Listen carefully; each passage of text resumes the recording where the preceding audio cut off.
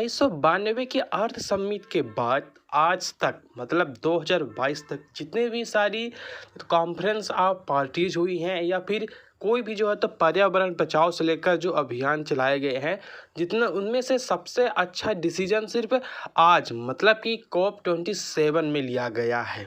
जी हाँ दोस्तों, और वो क्या डिसीजन है जो मुझे सबसे बेहतर लगा और शायद आप लोगों को भी बेहतर लगेगा, तो उस डिसीजन को हम बस वीडियो में आगे डिस्कस करेंगे। तो मैं हूं विवेक पांडे और स्वागत है आप सभी का एक बार फिर से आपके अपने यूट्यूब चैनल जिसका नाम है यूपीएससी हिंदी मीडियम।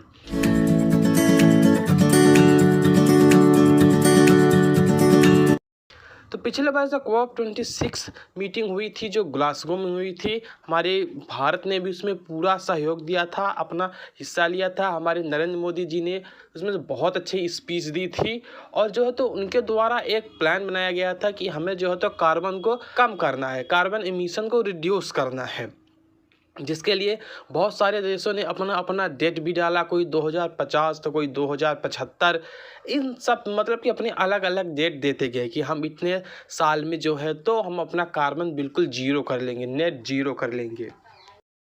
ये सिर्फ जो है तो उस हॉल तक ही ये बात सीमित थी। मतलब जब सभी लोग बैठे थे तो सभी लोगों ने जो है तो अपने अपनी डेट दे दी और खाली हो गए, और जैसे ही उस हॉल से बाहर निकले सभी ने उस मिशन को, उस शपथ को भुला दिया और फिर से अपने कामों पे लग गए। इससे क्या हुआ? इससे तो कार्बन तो किसी ने कम किया ही नहीं। रत्ती भर भी किसी ने कोशिश नहीं की कार्बन को कम करने के लिए, कार्बन एमिशन को कम करने के लिए। अब इसका जो है तो नुकसान क्या हो रहा है? नुकसान ये हो रहा है कि जो है तो बर्फ़ पिघल रही है, ग्लोबल वार्मिंग बढ़ रहा है। ये जो आइलैंड वाले कंट्रीज़ हैं या फिर आइलैंड है जहाँ बहुत सारे इन्वेस्टमेंट्स है, वो डूबने के कगार पे हैं, वो डूब रहे हैं। भारत को भी खतरा है। भारत के भी बहुत सारे इंफ्रास्ट्रक्चर मिनिकॉय में है, अंडमान निकोबार में है, वो सब भी डूबने के कगार पे है ना। और हिमालय की जो बर्फ़ है वो पिघल सकती हैं। और आज अंटार्कटिका की तो बात ही छोड़िए, उसके बहुत बड़े बड़े ग्लेशियर तो वो हर साल टूटते ही रहते हैं। तो इससे क्या होगा? समुद्र का वाटर लेवल बढ़ेगा। अब ये सब मुझे अब आपको बताने की ज़रूरत नहीं है, अब आप खुद होशियार हैं। तो मैं सीधा मुद्दे पर आता हूँ। तो COP27 में जो है तो अब COP27 के बारे में जो थोड़ी एक छोटी सी इंफॉर्मेशन है वो आप जान लीजिए कि ये इस साल हुआ कहाँ है। तो ये मीटिंग हेल्ड की गई है, जिससे जो तो इजराइल ने बहुत पहले कैप्चर कर लिया था, फिर वो अपने पीछे हट गया।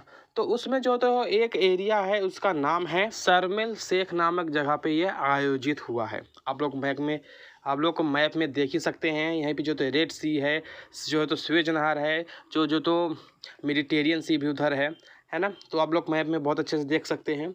और जो COP26 था वो जो तो ग्लासगो में हुआ था। और हम बात कर लेते हैं छोटा सा, तो ये जो 1992 में जो रियो डी जेनेरो में हुआ था अर्थ सम्मेलन, तो वह जो है तो फोर्स में कब आया, मतलब इन वर्क में कब आया? तो वो आया जो है तो 21 मार्च 1994 में जो तो वर्क में आया। जी हाँ दोस्तों। और इसमें कितने सदस्य हैं? तो इसमें 197 कंट्रीज जो है तो इसके सदस्य हैं। तो लेकिन इस बार के जो COP27 की जो मीटिंग हुई है उसमें जो है तो 200 से भी ज़्यादा कंट्रीज़ ने भाग लिया और अपना पूरा पूरा सहयोग दिया। तो इसमें जो है तो मेन मुद्दा का क्या उठा, और जो है तो हालांकि पहले तो ये लग रहा था कि 2 हफ्ते तक यह मीटिंग चली, लेकिन कोई जो है तो मेन टॉपिक लेकर कर नहीं आया कि हमें जो है तो किस मैटर पे एक्चुअली बात करना चाहिए इस बार, है ना। सबको लग रहा था कि इस बार जो तो COP27 से फालतू में ही चला जाएगा। लेकिन रिसेंटली जो है तो एक बहुत ही अच्छा कदम उठकर आए कि हम जो तो एक फंड बनाएंगे। जी हाँ दोस्तों, जो डेवलप्ड कंट्रीज़ हैं, जो विकसित कंट्रीज़ हैं, वो सब मिलकर एक फंड बनाएंगी। उस फंड में जो है तो पैसा इकट्ठा करेंगी और उस पैसे को जो है तो जो गरीब देश हैं, जो क्लाइमेट से ज़्यादा जूझ रही हैं, झेल रही हैं, उसकी मार सह रही हैं, उनको जो हो तो टैकल करने के लिए वो फंड प्रोवाइड किया जाएगा।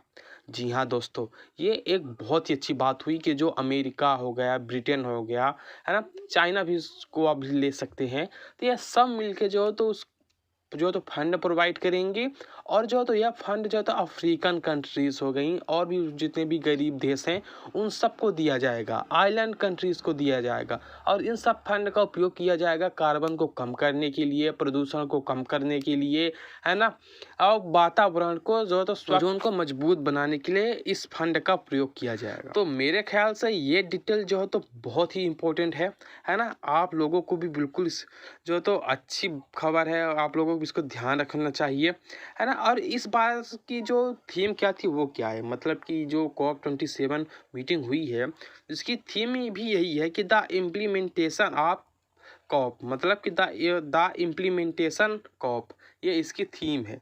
मतलब कि जो हम लोग वादा कर देते हैं, जो हम शर्तें या नियम रख देते हैं उनका जो तो इम्प्लीमेंटेशन नहीं हो पाता। तो इस बार की जो तो थीम ही यही रखी गई है कि हमें जो तो इम्प्लीमेंटेशन पे ध्यान देना है ना, हमें जो तो इम्प्लीमेंटेशन को देखना है।